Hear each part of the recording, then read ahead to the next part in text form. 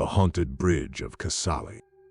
This one comes straight from a conversation with a friend who had an unusual tale to share about the haunted bridge of Kesali. It was when he was young that he had seen how one of his own was possessed. It shook him, for it was the first time he had witnessed something unworldly haunt someone from his family. Here goes the story. Village of Kesali. It had been a while. Puneet had not visited his village. It was during marriages and vacations that he would generally set foot in Kesali, Madhya Pradesh. On one such occasion, when one of his cousins was tying the knot, he got a chance to reunite with his whole family again. The marriage was a huge hit. How Indian marriages generally are pompous and grand. The procession livid and perennially unsatisfied with the food, no matter how many gulab jamuns rested on their plates. The adults, inebriated, dancing to the loud cacophony of the band, which the country now has so grown accustomed to that no one complains anymore. Cities, they don't care, but villages they do, for every inhabitant is aware of who is getting married to whom and how grand the party is. Some furtive kids would already know the menu beforehand. Only Puneet was an outsider who didn't care about marriages or what they tacked along. He just wanted to be with his family. He loved to see them all together under one common roof. And it was that unity that tied him somehow to his roots, despite a grand life he chose to lead in the city din. The rest, right after the marriage ceremony concluded, Puneet was supposed to head back home. He was accompanied by his uncle and aunt.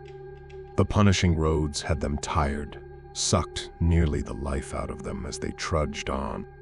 The sun was as searing as it feels when it is atop your head.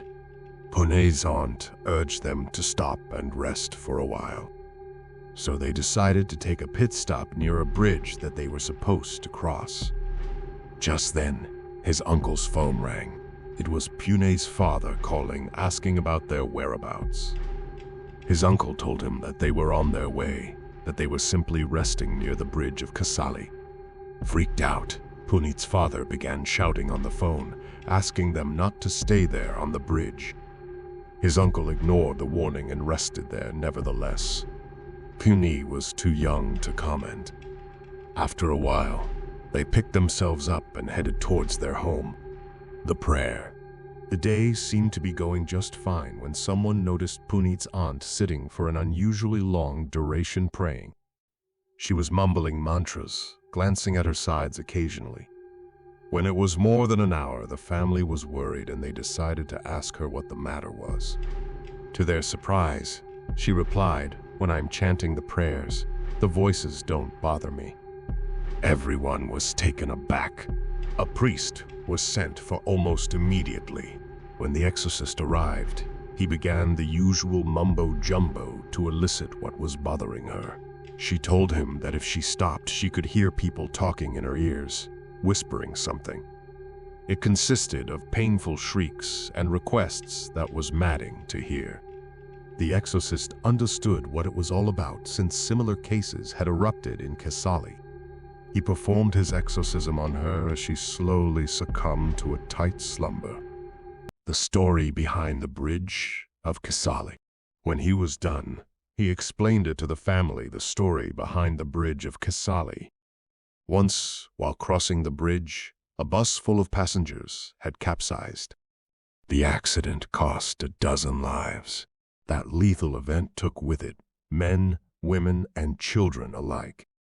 The merciless river swallowed the bus, and with it, the people in it. To this day, people often see and encounter ghosts of those who were drowned in the river. Their restless souls still wander around, taking refuge near the bridge. It was clear that Puneet's aunt was possessed or accompanied by ghosts from the bridge. On waking up, she did not remember any of it right from the part they had stopped at the bridge to what all she had been doing in the prayer room.